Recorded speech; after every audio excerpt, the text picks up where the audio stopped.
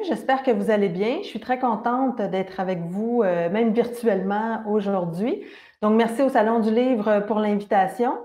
Donc, évidemment, on m'a demandé, bien sûr, de parler de mon dernier ouvrage, Les grandes affaires politiques américaines, mais c'est difficile de faire abstraction du contexte électoral actuel. Alors, je vais essayer de prendre le prétexte de l'élection de cette année, en fait, pour faire des parallèles avec cet ouvrage-là, parce que l'histoire ne se répète pas, les historiens vous le diront, mais en tout cas, il y a des similitudes là, qui nous frappent peut-être plus attentivement quand on compare différentes époques. Alors, ce qui est assez extraordinaire d'abord dans les élections américaines, c'est que même si les États-Unis sont une grande démocratie, sont une ancienne démocratie, en tout cas une des plus anciennes démocraties, les périodes électorales ont toujours l'air d'être sous tension aux États-Unis. D'abord parce que les périodes électorales sont très longues. Ceux qui suivent les élections américaines se rappellent de l'été 2019 où il y avait déjà des débats entre les candidats démocrates. Alors, ça fait déjà plus qu'un an que l'élection américaine est lancée, l'élection présidentielle en tout cas est lancée. Donc, les campagnes sont très longues. Alors, évidemment, ça crée des tensions, ça crée des revirements, ça crée plein de situations où il peut y avoir des frictions, où les choses peuvent changer rapidement. Et aussi, elles sont très polarisantes, les élections américaines, puisqu'il y a seulement deux partis majeurs aux États-Unis. Bien, soit on est dans un camp, soit on est dans l'autre. Et depuis quelque temps, bien, notre appartenance à un parti politique aux États-Unis est souvent très intimement liée à notre identité personnelle. Alors, les tensions deviennent personnelles, deviennent identitaires davantage que politiques. Donc, ça aussi, ça participe à la montée des tensions pendant les périodes électorales. Et bien sûr, finalement, les périodes électorales sont hyper médiatisées. Elles le sont depuis longtemps, bien sûr, depuis essentiellement l'apparition de la télévision. Il y en a peut-être parmi vous qui sont suffisamment vieux pour se rappeler les premiers débats télévisés dans les années 60 avec la campagne de John Kennedy contre Richard Nixon. Donc, les premiers débats télévisés qui ont donné la pleine mesure de la puissance de ce média-là. Et depuis ce temps-là, bien, on a toujours de plus en plus de couverture médiatique pendant les élections. Et si vous êtes attentif un peu, vous remarquez qu'au Québec, depuis quelques années, on couvre beaucoup ça, les élections américaines. On couvre en direct les conventions nationales, les débats, la soirée électorale, les discours. Donc, si ici, on suit ça de très près, imaginez aux États-Unis comment ils sont inondés de couverture médiatique sur ce sujet-là. Donc, un contexte où c'est une période fébrile, une période particulière où il y a beaucoup d'affrontements et il y a beaucoup de polarisation partisane. Cette année, évidemment, c'est particulier pour plusieurs raisons. Et moi, quand je regarde la façon dont l'élection se déroule, quand je regarde aussi un peu le bilan de Trump depuis 4 ans, je vois beaucoup de parallèles avec 1968. Je ne suis pas très originale, je ne suis pas la seule à le faire, ce parallèle-là, évidemment. Mais l'élection de 1968. L'élection de 1968, c'est Richard Nixon contre... qu'est-ce que je raconte?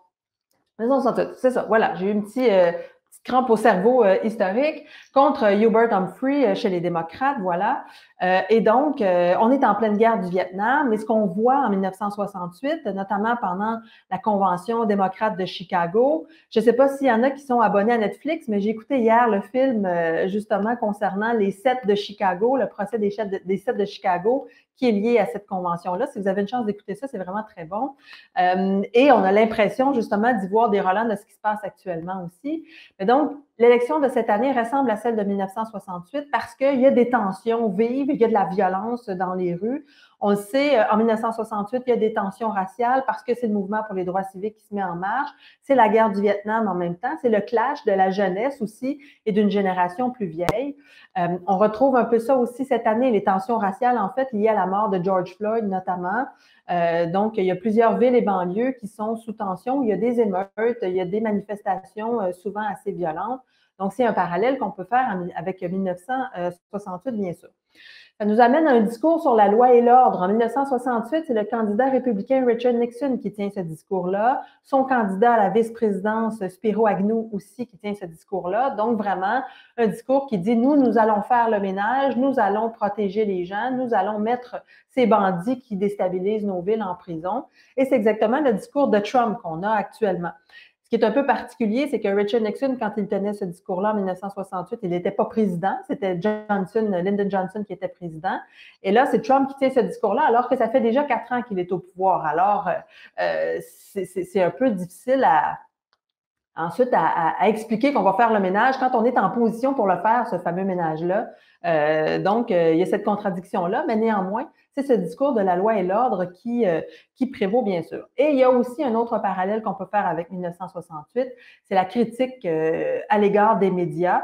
Dans les deux cas, c'est le parti républicain qui tient cette critique-là. C'était donc Nixon et Spiro Agnew en 1968 qui critiquaient beaucoup les médias en disant « Vous couvrez de façon très négative Richard Nixon, vous laissez les démocrates s'en tirer avec à peu près tous les sujets, c'est pas juste, on n'a pas une couverture médiatique équitable. » Et encore aujourd'hui, les républicains disent la même chose, en particulier Trump, en disant ben, les médias traditionnels, ce sont des fake news, ce sont des médias qui sont biaisés à l'égard de Joe Biden et qui, en fait, ne couvrent jamais rien de ce qu'on fait de bien.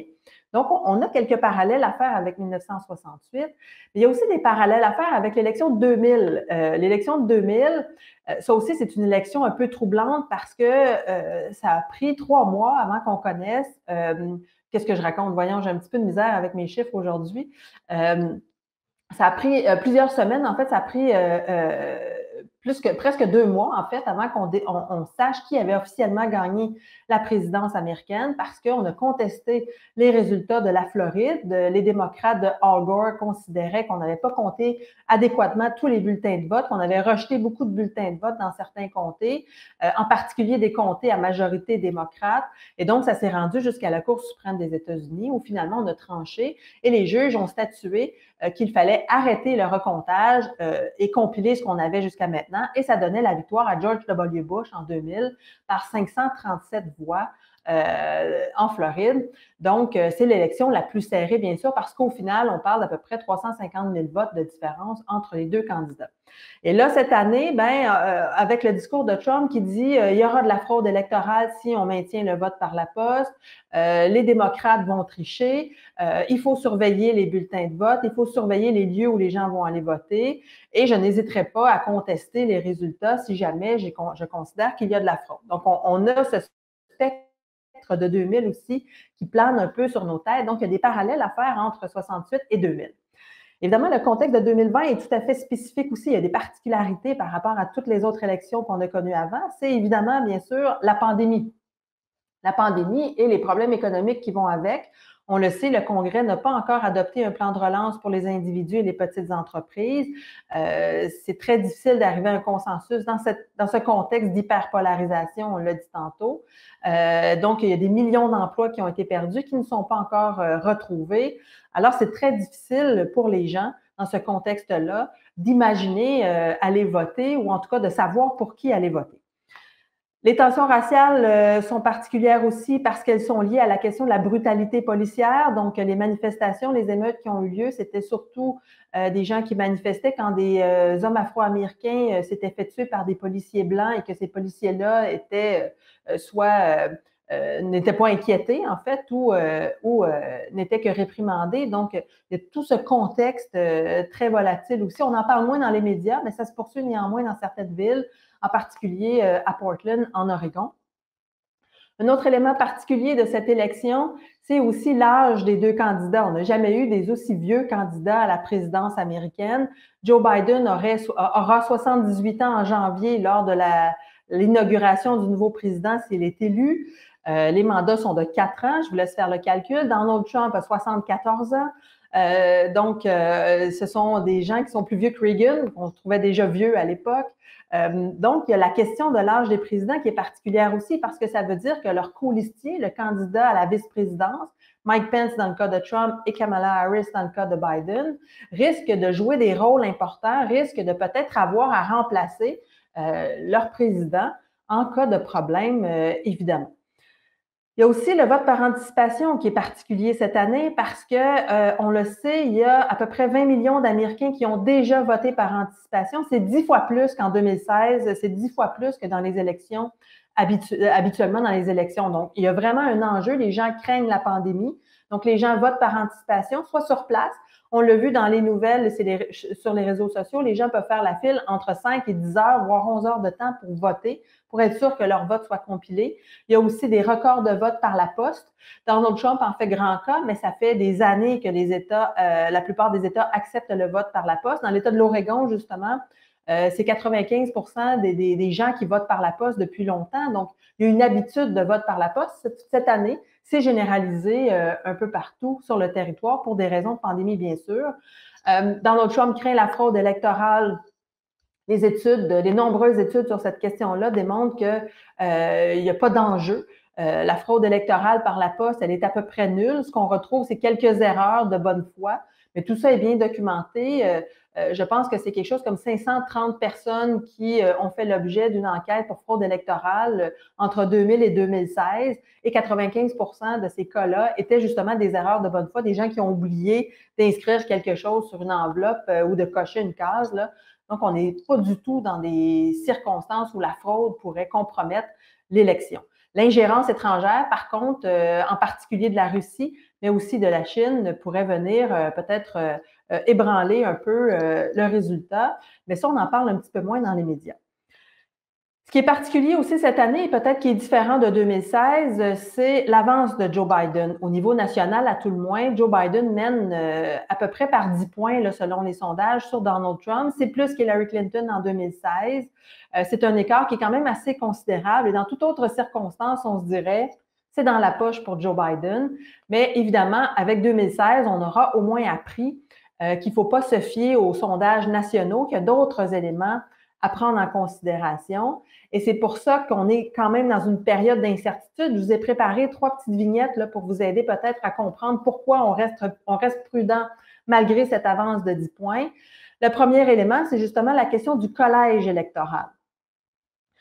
Aux États-Unis, le collège électoral, c'est la division des États et la répartition de ce qu'on appelle les grands électeurs. Il y a 538 grands électeurs aux États-Unis qui sont distribués au prorata de la population. On pourra en reparler si vous avez des questions là-dessus à la fin. Et ça en prend au moins 270 pour devenir président. Donc là, ce que vous voyez à l'heure actuelle, c'est la carte préparée par 270 to Win. C'est le site Internet qu'il faut suivre si on veut justement bien comprendre la répartition. Et dans tous les États, sauf le Nebraska et le Maine, les 2 États que vous voyez en hachuré sur la carte, dans tous les autres États, on distribue l'ensemble des grands électeurs de l'État à la personne qui va avoir eu la majorité des votes. Donc, si en Californie, vous remportez le vote par 50,2% des votes, vous allez avoir l'ensemble des 55 grands électeurs de la Californie. Et donc, on va compiler comme ça, État par État, le 3 novembre, le nombre de grands électeurs, et c'est celui qui arrive à 270 et plus qui va remporter l'élection. Donc, même si on dit que Joe Biden a 10 points d'avance au niveau national, il faut regarder dans certains États en particulier de combien il mène ce qu'on appelle les États clés, juste dans les Grands Lacs essentiellement, dans le sud. Donc, les États que vous voyez sur la carte du collège électoral en brun ou en taupe, je ne sais pas comment définir cette couleur-là, ce sont les États qu'on appelle les États clés où c'est incertain, où le résultat est dans la marge d'erreur entre les 2 candidats. Je vous ai préparé une vignette sur ces États clés-là, c'est-à-dire les 8 États à surveiller, je vous dirais, plus attentivement au cours des prochaines semaines. Vous voyez l'Arizona, la Floride, la Géorgie, le Michigan, le Minnesota, la Caroline du Nord, la Pennsylvanie, le Wisconsin. Et vous voyez la répartition du vote au collège électoral, donc combien ces États-là disposent de grands électeurs, et vous comprenez qu'ils peuvent faire la différence, ces États-là, entre gagner ou perdre.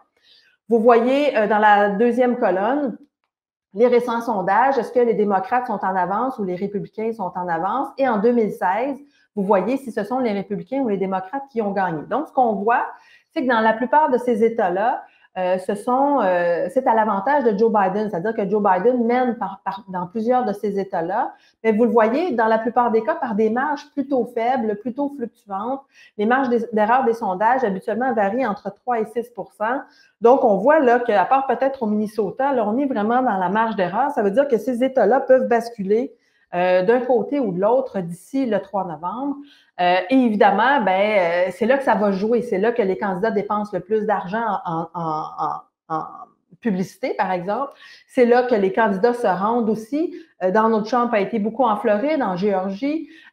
Joe Biden est en Pennsylvanie. Il y a Barack Obama aussi qui va se rendre en Pennsylvanie pour aider Joe Biden. Donc, c'est là qu'on met tout l'argent, tous les efforts généralement, parce que ça ne sert à rien d'aller en Californie, ni pour les démocrates, ni pour les républicains, parce que les démocrates gagnent toujours avec un grand écart. Donc, ça ne sert à rien de dépenser de l'argent ou du temps là. Donc, ce sont ces États-là qu'il faut surveiller.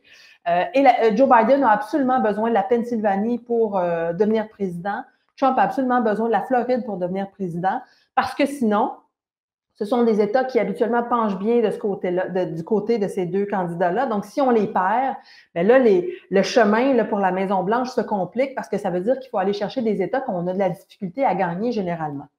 Troisième élément qui fait que cette campagne-là, elle est incertaine, ce sont les sondages, justement, et les chances de gagner. Je suis allée chercher les données sur les sites hier, les sites les plus importants.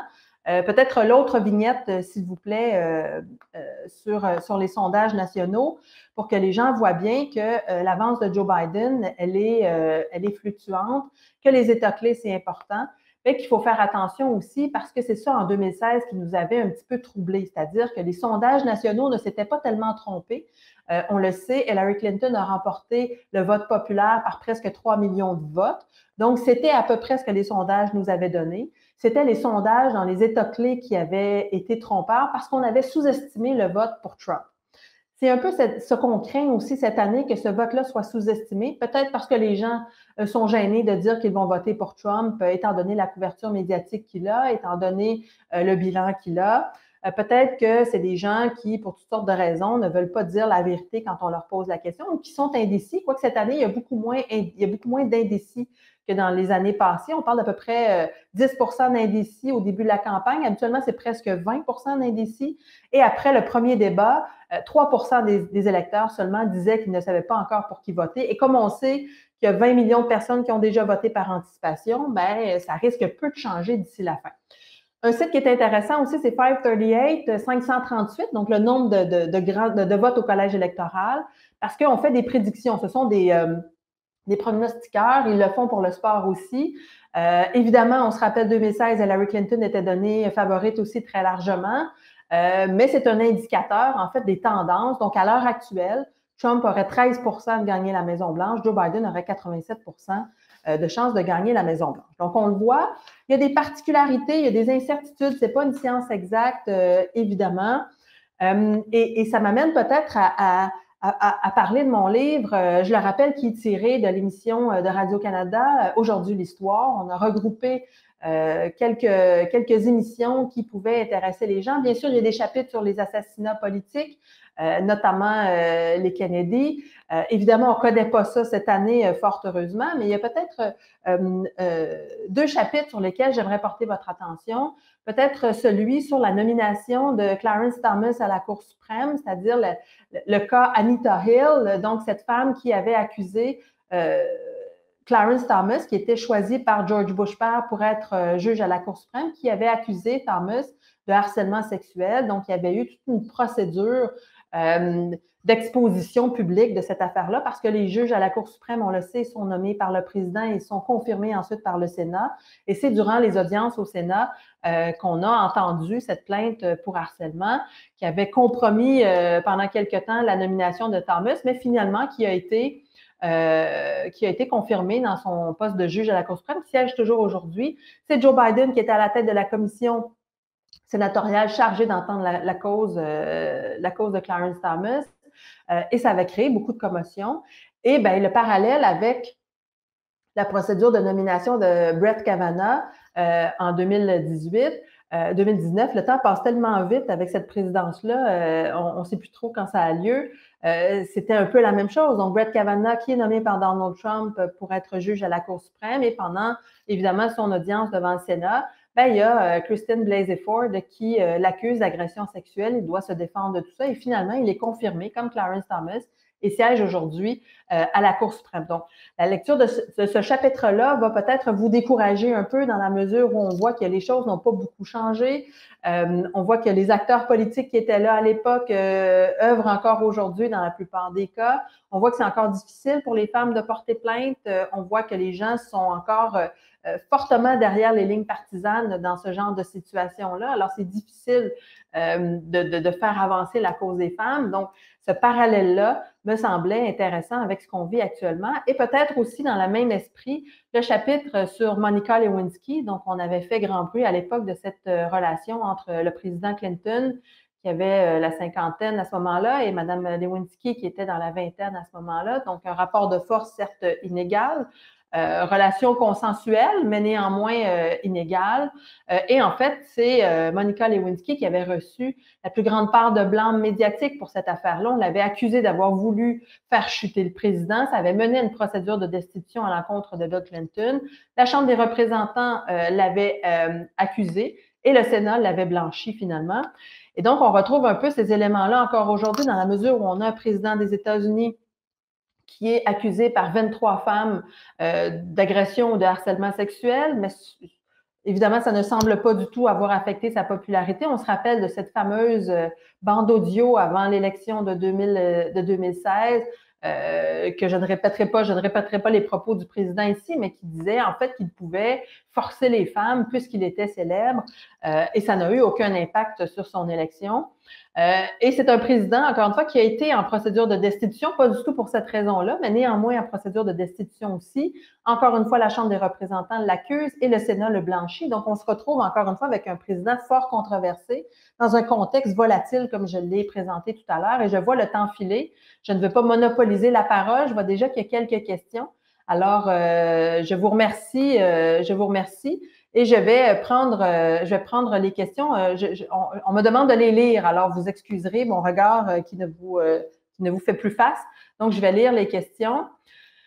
J'avais entendu dire que les républicains et les démocrates avaient autrefois des positions politiques qui étaient le contraire d'aujourd'hui. Bien sûr, le Parti républicain, on le sait, c'est le parti qui a aboli l'esclavage, par exemple, qui défendait les droits individuels, alors que le Parti démocrate, en particulier dans le sud des États-Unis, c'était le parti ségrégationniste, le parti des lois Jim Crow dans le sud des États-Unis. Et en fait, c'est la stratégie sudiste des années 60 de Nixon qui va changer un peu la donne.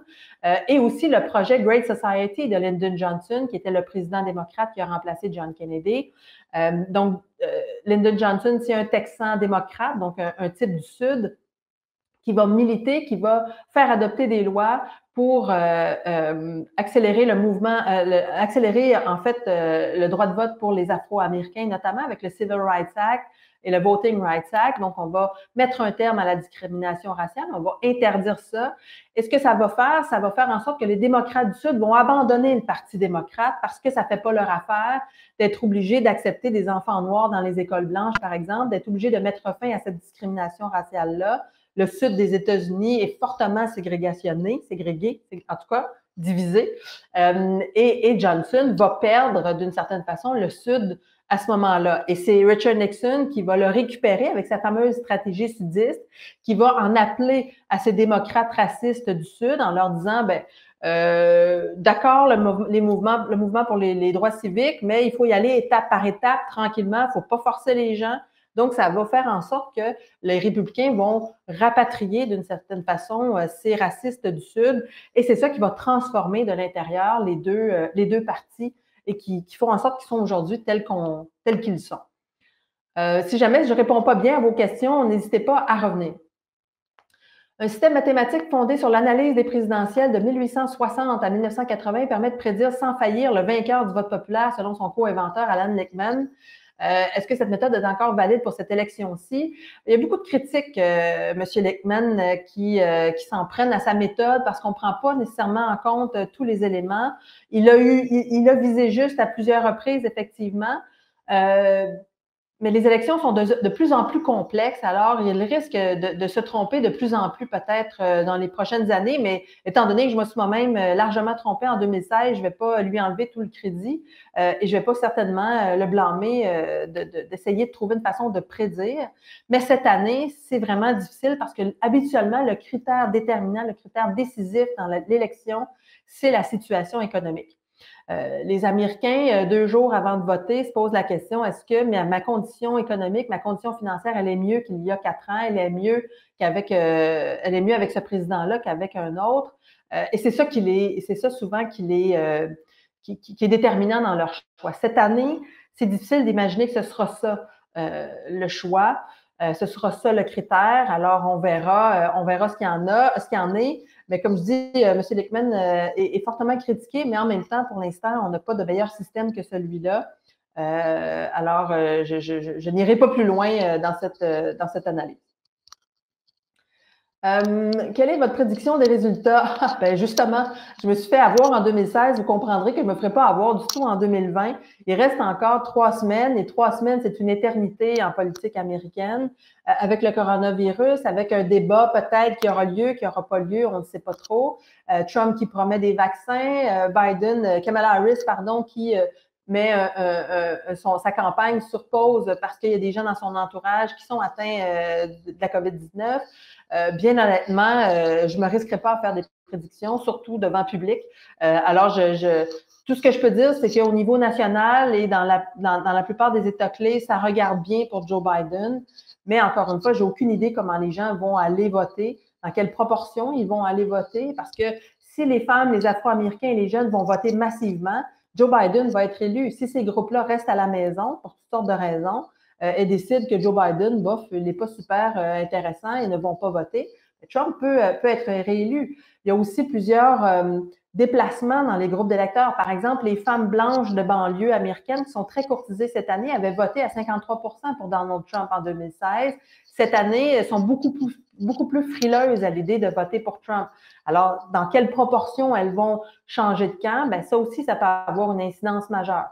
Même chose pour les personnes âgées. Les personnes âgées qui sont plus inquiètes de leur santé, qui ont davantage besoin d'Obamacare, par exemple, qui veulent voter à distance, qui se fient aussi sur la poste pour leur envoyer leur chèque de sécurité de vieillesse, par exemple. Bien, quand il y a un président qui menace la poste, qui ralentit la poste par différentes actions politiques, qui laisse craindre une fraude électorale si les gens votent par la poste, ben, ça inquiète beaucoup les personnes âgées et il y en a encore une fois un bon nombre qui ne sont plus sûrs de voter pour Trump alors que ces gens-là l'avaient fait en 2016. Donc, il suffit d'un petit pourcentage dans chaque catégorie d'électeurs qui changent de camp pour que finalement le résultat soit celui-ci ou celui-là. Donc, pour toutes ces raisons-là, si ça ne vous vexe pas trop, je ne vais pas me commettre dans quelques prédictions que ce soit. Qui sont les grands électeurs des fonctionnaires? Qui les nomme? Ça, c'est la question que tout le monde pose toujours. Les grands électeurs, ce sont des gens qui sont nommés par les partis politiques et dont la nomination est entérinée par les États, la législature des États. Chaque État a son congrès. Donc, la liste, elle est envoyée par les partis et ce sont souvent des gens qui sont militants depuis longtemps, qui sont bénévoles depuis longtemps. C'est une espèce de récompense symbolique pour bon service. Donc, on nomme ces gens-là comme grands électeurs et ils n'ont pas de fonction politique, bien sûr. Ils ne font pas campagne. Leur nom n'est pas sur le bulletin de vote.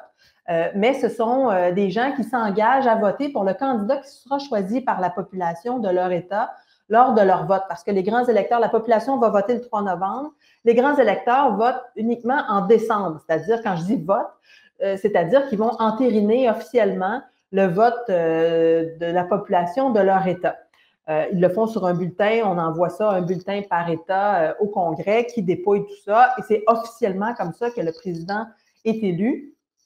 Donc, ce sont des gens qui sont liés aux partis politiques et dont la nomination est entérinée, comme je le disais, par les législatures d'État et qui s'engagent à voter pour le candidat choisi par la population. Il n'y a pas d'obligation dans la plupart des États de respecter ce vote-là. Dans certains États, il y a des amendes si vous ne respectez pas le vote populaire, 1000 $ par exemple. Les États ont le droit de vous imposer des amendes si vous ne respectez pas le vote populaire, mais il y en a très peu qui le font, qui changent d'idée, qui n'entérinent pas en fait le vote populaire de leur État. Par exemple, on parle de, si ma mémoire est bonne, 11 grands électeurs en 2016 qui ont changé d'allégeance. Par exemple, il y en avait 9 qui auraient dû voter pour Hillary Clinton et qui ont voté pour Donald Trump. Et il y en a 2 qui devaient voter pour Donald Trump qui ont voté pour Hillary Clinton. Et on comprend que dans toute l'histoire du collège électoral, c'est jamais arrivé que ces défections-là échanger quoi que ce soit au résultat. Alors, c'est pour ça que dans la plupart des États, il n'y a pas nécessairement de punition quand le grand électeur décide de voter pour quelqu'un d'autre, mais ce sont des exceptions, là, ces revirements-là, plutôt que la règle. Défaite ou non de Donald Trump, à quoi peut-on s'attendre après le 3 novembre? Ça aussi, c'est la question Nostradamus. J'en sais rien. Et honnêtement, même sous la torture, là, je serais bien en peine de vous répondre. Tout dépend du type de victoire que le candidat a obtenu. Si Joe Biden ou Donald Trump gagnent de façon claire, nette et précise, par de grands écarts, de façon très claire, je pense que ça va s'arrêter là. Je pense que ça va être difficile de contester ça. Mais un scénario à l'élection qui ressemble à l'élection de 2000 pourrait avoir lieu si l'élection est très serrée, si ça prend du temps avant d'avoir des résultats, si dans des États clés comme la Floride, l'Ohio, la Pennsylvanie, on est au coude à coude, ben là, il risque d'y avoir des contestations électorales, là, il risque d'y avoir des recomptages, il risque d'y avoir des contestations devant les cours de justice, et c'est là que ça peut prendre du temps.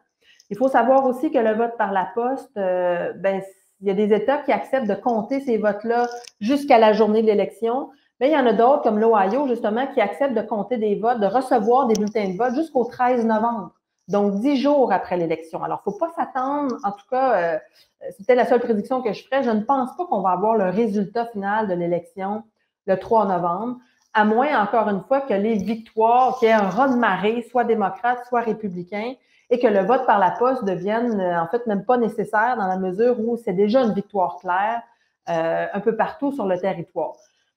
Ceux qui craignent la guerre civile, moi, je ne suis pas encore rendue là. Je préfère pas envisager ça. Je ne pense pas que ce soit possible parce que ça impliquerait vraiment que les gens descendent dans les rues. Les gens violents, on le sait, c'est une minorité. Il ne faut pas se laisser avoir par la surcouverture médiatique qu'on fait des groupes violents et de ces groupes minoritaires-là. Et encore une fois, si la victoire, elle est non équivoque, je vois mal comment les gens pourraient justifier ensuite des actes de violence de part et d'autre, par ailleurs, des partis politiques. Pourquoi les Américains continuent d'appuyer Trump avec tous ces mensonges? Je ne comprends pas. Ah, ben ça, écoutez, il y a beaucoup d'études qui vont se faire dans les prochaines années sur ça. Je vous dirais l'explication la plus répandue pour expliquer ça, c'est vraiment une espèce de revanche des gens qui ne font pas partie de l'élite.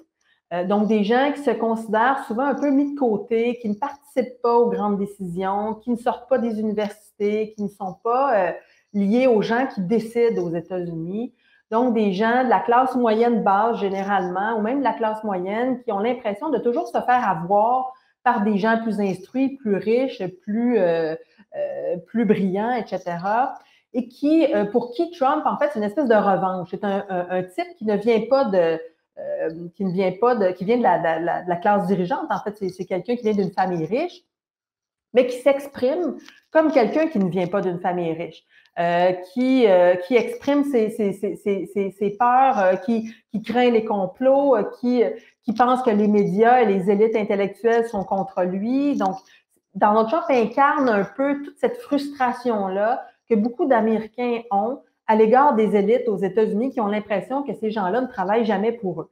Donald Trump ne travaille pas tellement plus pour les gens des classes moyennes et des classes pauvres, mais il donne l'impression de le faire.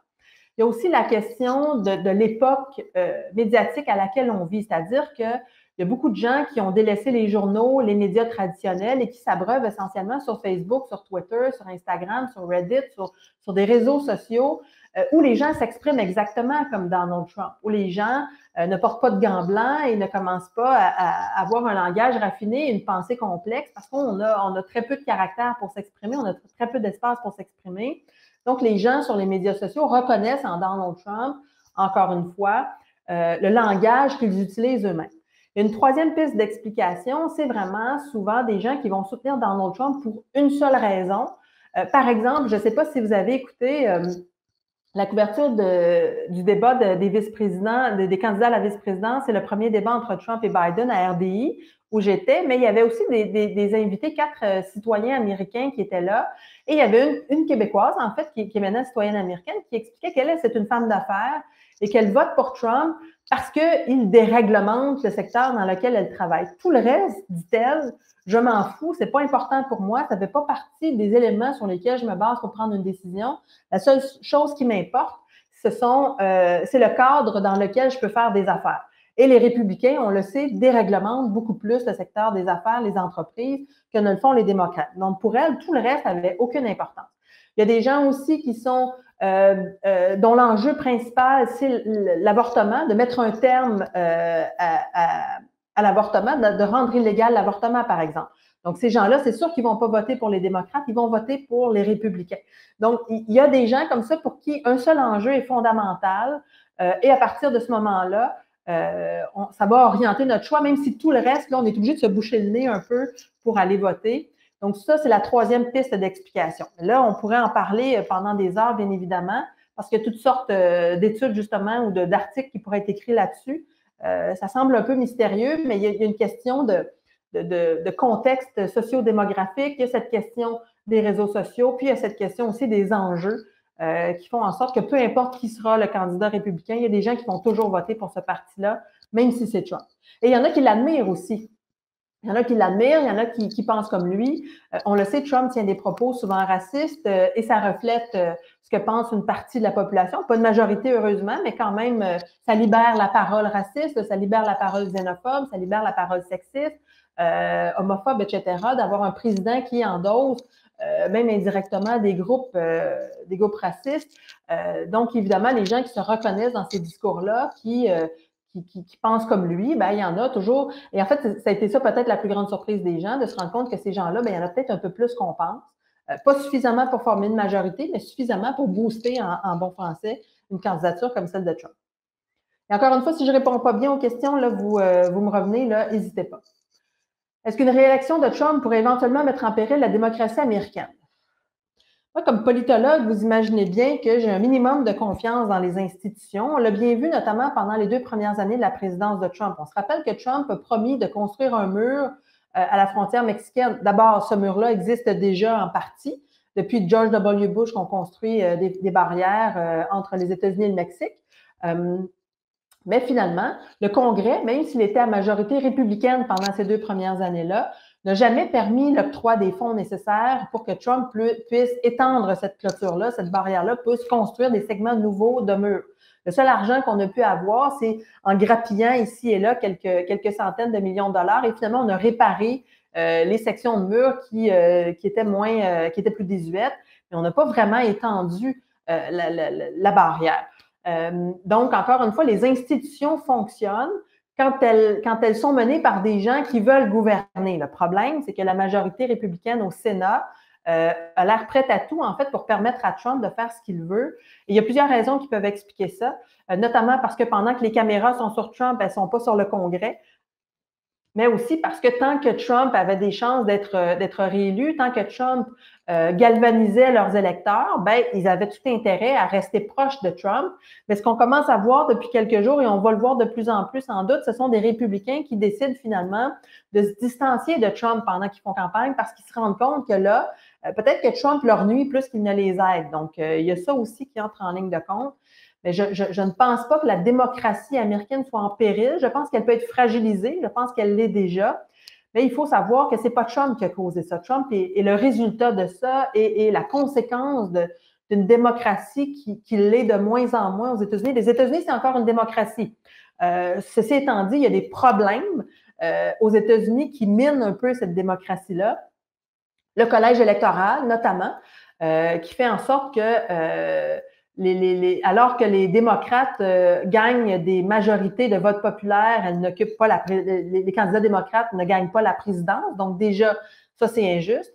Quand on regarde le Sénat aussi, on se rend compte que la majorité au Sénat, elle est républicaine, mais ces républicains-là, quand on regarde leur État, ne représentent que 40% des Américains, alors que la minorité démocrate représente 60% des Américains, parce qu'il y a une disproportion entre les États populeux et les États non populeux. Donc, les États ruraux ont un peu plus de poids proportionnellement que les États urbains au sein du Sénat. Donc, ça aussi, c'est un problème de la démocratie.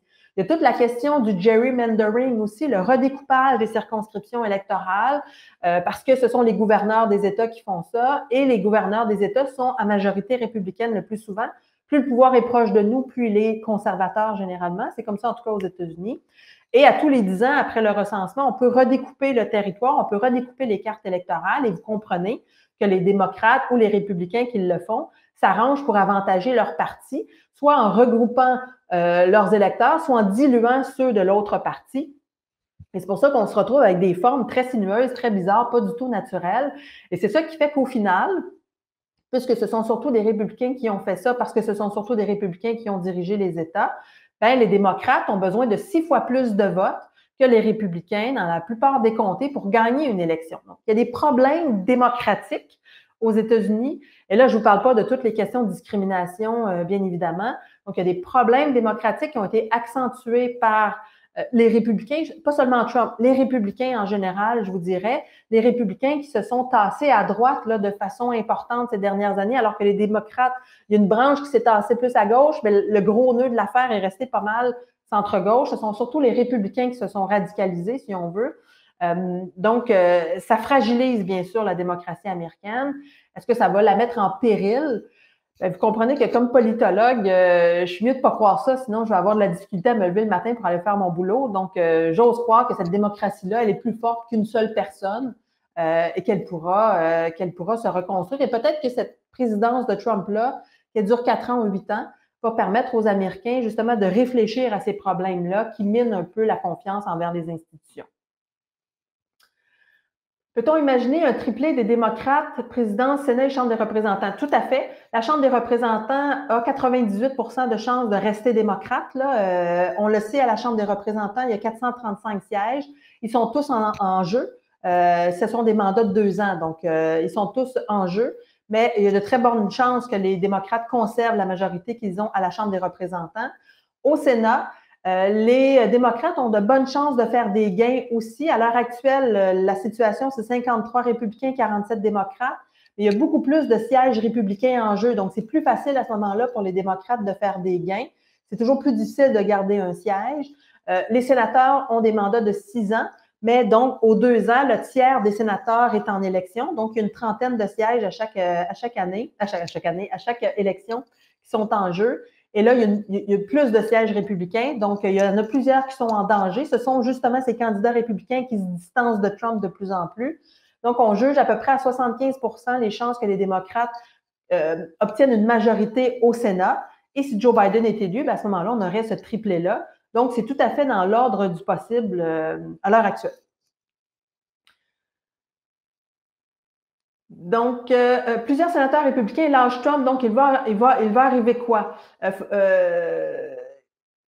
ne suis pas sûre de comprendre, il va arriver quoi, dans quel sens? C'est-à-dire que si les sénateurs lâchent Trump, ça ne change pas grand-chose pour Trump, en réalité, parce que ces votes se font au niveau national. C'est plutôt pour les sénateurs que c'est important de le lâcher, parce que ça veut dire que leurs électeurs, leur base à eux, dans leur État, ne voteront pas pour Trump. Alors, s'ils veulent, eux, assurer leur réélection, ils sont mieux de le lâcher, ils sont mieux de prendre leur distance par rapport à Trump pour maximiser leurs chances. Donc, ceux qui font ça, ce sont les sénateurs qui sont en danger à l'heure actuellement dans leur État. Alors, pour eux, ben, c'est plus facile de dire, ouais, ben là, je vais faire campagne tout seul, je ne parlerai pas de Trump, je ne laisserai pas Trump parler en mon nom, donc je vais peut-être le critiquer un petit peu aussi. Donc, il y en a qui le font. Ceux qui le critiquent le plus, ce sont ceux qui ne sont pas en réélection. Je le disais tantôt, c'est seulement le tiers des sénateurs qui sont en élection cette année. Donc, il y en a encore le 2 tiers qui ne sont pas en élection. Eux peuvent se permettre d'être un peu plus critiques parce que leur siège n'est pas en jeu. Mais il y en a qui sont encore très, très près de Trump. Lindsey Graham, notamment, en Caroline du Nord, qui est très, très près de Trump. Donc, Mitch McConnell, qui est le chef de la majorité au Sénat, qui est très près de Trump aussi. Mais ce sont des gens qui ne sont pas en danger dans leur État et donc ne prennent pas leur distance. Mais essentiellement, là, c'est un peu la stratégie qui est faite par les sénateurs. Est-ce que Trump m'aide ou me nuit dans ma réélection? Puis c'est souvent sur cette base-là qu'on prend nos distances. Suzanne Collins, dans le Maine, qui avait été très critiquée parce qu'elle avait soutenu la nomination de Brett Kavanaugh alors que sa population dans le Maine n'était pas d'accord. Bien là, elle a pris ses distances de Trump, elle a pris ses distances du processus de nomination à la Cour suprême en disant qu'il faudrait attendre un nouveau président parce que justement, elle sait que sa proximité avec Trump lui a beaucoup nui ces dernières années. Son siège est en jeu. Elle est elle est en difficulté, Mme Collins. Alors pour elle, c'est plus payant, entre guillemets, de laisser aller Trump, de le critiquer ou en tout cas de s'en distancier parce que ça mine sinon ses chances d'être réélu. Alors, je vous remercie beaucoup pour votre participation, pour vos questions super pertinentes. Si jamais vous voulez en savoir plus sur la politique américaine, bien, il y a plein d'activités ces temps-ci, notamment via la chaire Raoul Dandurand, mais aussi dans les médias québécois. Et je vous invite, bien sûr, à vous procurer ce livre pour ceux qui sont mordus d'histoire, qui veulent justement comparer, contextualiser peut-être la période dans laquelle on vit présentement. Alors, je vous remercie beaucoup. Au plaisir de vous retrouver un jour, peut-être en vrai, quelque part. Merci beaucoup. Bonne journée.